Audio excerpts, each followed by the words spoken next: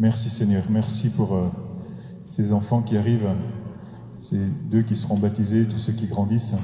Voilà. Après on essaye de gérer le bruit, c'est autre chose, mais on est vraiment content qu'ils soient là. Merci les parents de nous emmener vos enfants. Ben oui, moi j'en ai pas fait, enfin j'en ai des milliers, mais ils ne sont pas génétiques, hein. Voilà, ce sont les vôtres aussi. Le Père a beaucoup d'enfants, lui, chacun d'entre nous. Et puis il nous parle de deux en particulier. C'est Jésus qui nous enseigne cela aujourd'hui. Un homme avait deux enfants, deux fils, deux enfants. Il y avait un enfant qui était un enfant correct. C'était un noble, c'était un homme de pouvoir, c'était un homme religieux, c'était un chef religieux. Il s'adresse aux scribes, il s'adresse aux chefs des anciens. Vous avez entendu les destinataires. Et puis, il avait un autre fils, et celui-ci était voleur et prostitué. Dieu nous dit aujourd'hui qu'il a ces deux catégories d'enfants et qu'il les aime de la même façon. L'un est voleur, prostitué, l'autre est noble, un chef religieux. Et il les appelle de la même façon à travailler avec lui. Il les honore de la même façon à travailler avec lui dans sa vigne. C'est très honorant pour un enfant de regarder papa qui travaille et d'apprendre. Jésus a fait la même chose avec Joseph, c'est pour ça que Joseph était là, pour lui enseigner le travail. Et le Père appelle chacun d'entre nous, où que nous nous sentions de notre vie, et à la limite, peu importe, il nous appelle. Peut-être nous nous sentons nobles, peut-être nous nous sentons chefs religieux, peut-être nous disons « je suis complètement indigne », mais ce matin, tu es appelé par le Seigneur pour travailler dans sa vie, parce que tu es aimé, parce que tu es son enfant. Et peut-être que ce matin, je ne sais pas comment tu viens à la messe, comment tu te sens. Si tu te sens vraiment fils, si tu te sens vraiment fille, hein, si tu es là, je ne sais pas pourquoi, par obligation, par habitude, par routine, non, tu n'es pas là pour ça. Si tu te sens, je ne sais pas comment, extrêmement digne ou extrêmement indigne, je te répète, peu importe comment tu te sens, l'important c'est que ton Père t'appelle à travailler dans la vigne, mon enfant. Et il le fait par Jésus, il le fait par son Eucharistie. Il le fait par cette sainte messe qui va te restaurer dans ta dignité d'enfant de Dieu, de fils et de fille enfant de Dieu. Cette dignité qui sera conférée aujourd'hui à Prince Julien, parce qu'il a deux noms, hein, c'est ça? C'est Prince Julien, ton nom. Waouh! Et cette dignité qui nous a été donnée à nous par le baptême. Il le fait par Jésus. Et vous voyez comme Jésus s'adresse à ces gens, les anciens, les scribes, les pharisiens, avec quel courage. Parce que aimer requiert beaucoup de courage. Je suis sûr que tous les jours, et moi en premier, nous passons à côté de situations de détresse, de souffrance. Et nous passons dans l'indifférence, nous passons dans le jugement, nous passons dans le mépris. Peut-être justement pour les voleurs et les prostituées. Peut-être que nous sommes enfermés, nous aussi, dans notre suffisance, comme le sont ces scribes et ces pharisiens. Peut-être, je ne sais pas. Moi, je sais que ça m'arrive. Je ne sais pas vous, mais je sais que ça m'arrive. Et le soir, je me dis, mais bon sang, je suis passé à côté de situations qui étaient des situations de détresse absolue, et ces gens sont enfants de Dieu. Et moi, je bénis le Seigneur d'avoir eu mon frère Jacques ces jours-ci, et puis mon cousin David, qui sont allés voir les prostituées, les SDF, les travestis ces jours-ci aussi, pour leur parler, pour leur rappeler leur dignité d'enfant de Dieu, pour restaurer cette fierté de pouvoir prier, de pouvoir se sentir touché, aimé. Et Jésus, avec un courage inouï, s'adresse à ceux qui vont être forcément ceux qui vont le mettre à mort. Avec ces paroles, lorsqu'il dit, on a, nous, à peine idée de ce que ça peut représenter comme statut social d'être un scribe, un ancien du peuple. Lorsqu'il leur dit, les voleurs et les prostituées vous passent devant dans le royaume des cieux, mais c'est inouï. Ils signe son arrêt de mort. Et pourquoi fait-il ça? Parce que la vérité n'a pas de prix et parce qu'il sait que même parmi ceux-ci, 2 ou 3 peuvent être sauvés et sa vie à lui, Jésus, vaut bien cela. En effet, on sait, ne serait-ce que par l'histoire, qu'au moins Gamaliel et Nicodème sont parmi eux et que ces deux-là vont honorer Jésus jusqu'après sa mort. Et ce courage de la vérité fait que peut-être, toi, tu vas sauver un de tes frères, une de tes sœurs. Si toi, tu es prêt à donner ta vie, alors tu seras percutant et tu seras efficace dans le travail de la vigne, dans l'annonce du royaume des cieux. Et pour ça, il faut que tu sois être prêt à donner ta vie. Tu ne sais pas aujourd'hui ce que ça veut dire donner ta vie. Tu ne sais pas exactement les circonstances où Dieu, petit à petit, va t'amener avec ton consentement à toi pour que, pas après pas, tu rentres dans ce don de toi-même qui est le bonheur le plus absolu qui puisse exister parce que c'est l'identité même de Dieu, parce que Dieu est celui qui se donne. Et au fur et à mesure que tu rentres dans cette obéissance, ton cœur se transforme dans le cœur de Christ. Alors se réalise cet appel que l'apôtre Paul lançait à ces communautés naissantes. D'une certaine façon, nous sommes une communauté naissante, parce que nous avons à renaître des cendres du christianisme. Nous avons à renaître des cendres d'un christianisme culturel ou cultuel qui a vidé la foi de sa substance, qui nous a éloignés de l'identité de Christ pour nous laisser enfermer seulement dans une structure. Résultat, nos églises se sont vidées. Nous sommes arrivés ici il y a 5 ans, cette église était vide. Et plein d'autres églises sont vides. Et elles ne se sont pas remplies par notre mérite à nous les frères, elles se sont remplies parce que vous avez entendu un appel. Un appel de recommençant, un appel à renaître de vos propres cendres.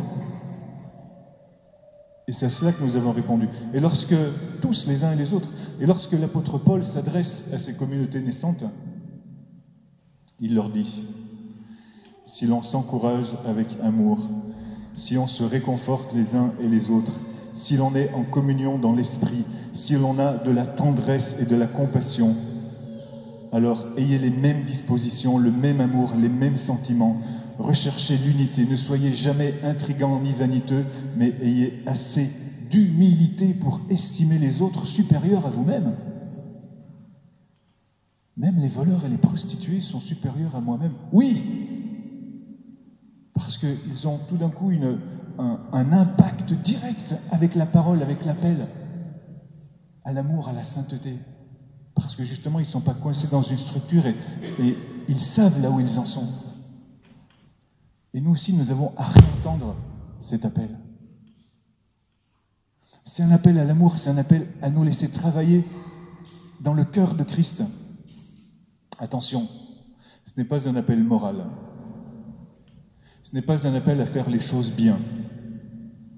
Parce que ça, ce serait vider le message de sa substance d'amour. C'est un appel à nous laisser conformer à l'image de Christ parce que lui a vécu la même chose. Cette lettre est extraordinaire. Cette lettre que Paul adresse à sa communauté qu'il a fondée dans la ville de Philippe. Il leur dit: soyez comme le Christ. Et c'est ça, travailler à la vigne, frères et sœurs. C'est être comme le Christ. C'est une identité. Le christianisme n'est pas une morale. Il y a plein d'associations de bienfaisance qui sont capables de faire beaucoup mieux que nous. Le christianisme n'est pas une morale, même dans notre conduite parfaite. Le christianisme est une assimilation à la personne de Christ, est une rencontre avec la personne de Christ. Le christianisme est une joie parce qu'il est une relation avec quelqu'un de vivant qui nous transforme et qui nous fait être ce que nous sommes vraiment au fond de nous-mêmes, qui nous dit notre vraie nature. Alléluia. Bien qu'il fût l'égal de Dieu, Jésus, Paul continue sa catéchèse, il ne retint pas jalousement le rang qu'il égalait à Dieu, mais il s'est anéanti, prenant la condition de serviteur, devenant semblable aux hommes. Quel anéantissement! On n'a pas idée de ce que ça représente pour Dieu de devenir semblable aux hommes dans notre faiblesse. reconnu homme à son aspect, il s'est encore abaissé, devenant obéissant jusqu'à la mort. Et la mort la plus affreuse, la plus ignominieuse et la plus douloureuse qui soit, la mort de la croix. Fin, il n'y a plus rien. Dans ton humanité, t'es dévasté, t'es anéanti, il n'y a plus rien. C'est pourquoi Dieu l'a exalté. Et là, tu te reconnais enfant de Dieu. Lorsque tu te laisses faire dans l'amour, lorsque tu t'investis dans l'amour, jusqu'au bout dans cette identité de Christ, et c'est cela le travail de la vigne, alors tu fais l'expérience que tu es enfant. C'est pourquoi Dieu l'a exalté. Il lui a donné le nom qui est au-dessus de tout nom. Il l'a élevé au-dessus de tout, afin que sur la terre, au ciel et aux enfers, tout genou fléchisse, en reconnaissant que Jésus-Christ est le Fils de Dieu, le Roi des rois, le Seigneur des seigneurs, à la gloire de Dieu le Père. Amen. Alléluia. Il s'est anéanti jusqu'à la mort. C'est l'obéissance, frères et sœurs. Cette obéissance qui nous rend enfants de Dieu. Obéissance, ça rime avec adolescence, mais en général, ça ne va pas ensemble. Et effectivement, souvent, nous avons une foi adolescente. Parce que nous avons une foi en révolte. L'adolescence, c'est un moment merveilleux de la vie. C'est justement le moment où nous nous réapproprions nous-mêmes des valeurs qui nous sont transmises, mais nous les métabolisons nous-mêmes, nous nous le réapproprions. Nous reconstruisons avec des matériaux qui existent déjà, qui sont les matériaux de la tradition, de ce que Dieu nous a enseigné, de ce que nos ancêtres nous ont légué, mais à notre façon à nous, de façon à pouvoir nous-mêmes utiliser nos propres mots, conscientiser, avoir une relation personnelle avec Christ, qui continue d'opérer des miracles, des guérisons et des délivrances. Ces jours-ci, nous avons fait l'expérience, hier soir encore, dans la veillée de guérison et de délivrance que nous avons vécue avec mon cousin ici. Un homme a enlevé ses oreillettes, un homme qui n'entendait pas. Cet homme est reparti en pleurant de joie. Et ça, c'est qu'une petite chose, c'est pas tellement ce qui est important. Ça, ce sont seulement les signes de la tendresse, de la miséricorde de Dieu. Et d'autres personnes ont été guéries dans ce qu'ils vivaient intérieurement, parce que nous avons tous besoin d'énormément de guérison intérieure, parce que tous nous nous sommes prostitués et tous nous avons volé la gloire de Dieu. Et Dieu nous restaure dans notre appel à être des enfants, Dieu nous restaure dans notre dignité. Alléluia. Vous savez quel est le plus beau fruit, c'est quoi le travail de ce père? Parce que c'est ça qui est merveilleux dans ce père qui est un patron, c'est que pour lui, les ouvriers ont beaucoup plus d'importance que le produit lui-même. Pourquoi? Parce que le produit de l'entreprise, et il ne le perd pas de vue, parce que c'est lui qui conduit le monde, le produit de l'entreprise, ce sont les ouvriers eux-mêmes. C'est incroyable, c'est extraordinaire, c'est un management totalement nouveau. Le produit de l'entreprise, ce sont les ouvriers eux-mêmes. Parce que le travail du Père, qu'est-ce que c'est? C'est la restauration de notre identité d'enfant. Pour que nous puissions nous aussi appeler une multitude de frères. Pour que nous puissions appeler les rois, les princes, les prostituées, les voleurs à entrer dans le royaume. Mais ça, ce sera fait à partir du moment où nous nous laisserons travailler intérieurement, intimement, dans notre conviction profonde. Où nous prendrons ce risque de l'adolescence, de la foi, d'une transformation profonde et d'une rencontre qui est notre joie. Jésus l'a dit, je suis la vigne. Je suis la vigne. Il est la vigne et nous sommes les sarments. En repassant à travers lui, à travers cette identité de fils qu'il a, cette identité d'enfant, il produit ce que l'entreprise du Père a de plus beau, c'est nous. Il nous restaure et il nous rappelle à être comme lui. Et c'est cela notre joie profonde. Alléluia. Moi, je demande vraiment, frères et sœurs, aujourd'hui à Dieu, je demande vraiment que, par la grâce de ces 2 baptêmes qui vont être célébrés aujourd'hui, nous puissions tous retrouver cette joie d'entendre l'appel. Et je te le demande, Père, au-delà de nos sentiments, parce que nos sentiments ont peu d'importance. Nous te le demandons dans notre foi, qui est bien supérieure à nos sentiments. Nous te le demandons en tant qu'hommes et femmes spirituels, pas en tant qu'hommes et femmes psychiques qui se laissent berner et gouverner par les sentiments et les émotions qui sont aux mains de tous ceux qui agissent dans les structures de pouvoir, d'information, de désinformation, de consommation, de compétition qui sont l'apanage de notre siècle. Je demande, Père, que dans notre conviction profonde aujourd'hui, nous soyons renouvelés dans cette identité, que nous soyons fiers d'être appelés et envoyés à travailler à cette vigne, c'est-à-dire à croire en ton œuvre en nous, pour que nous puissions appeler une multitude de frères et de sœurs à travailler ensemble dans la vigne, en étant convaincus toujours que les autres sont supérieurs à nous-mêmes, que nous ne sommes pas là pour faire de la performance, mais que nous sommes serviteurs jusqu'à l'anéantissement pour faire l'expérience que c'est toi qui, en Christ, nous élèves dans une joie parfaite qui est celle de ton royaume, dans le nom de Jésus. Amen.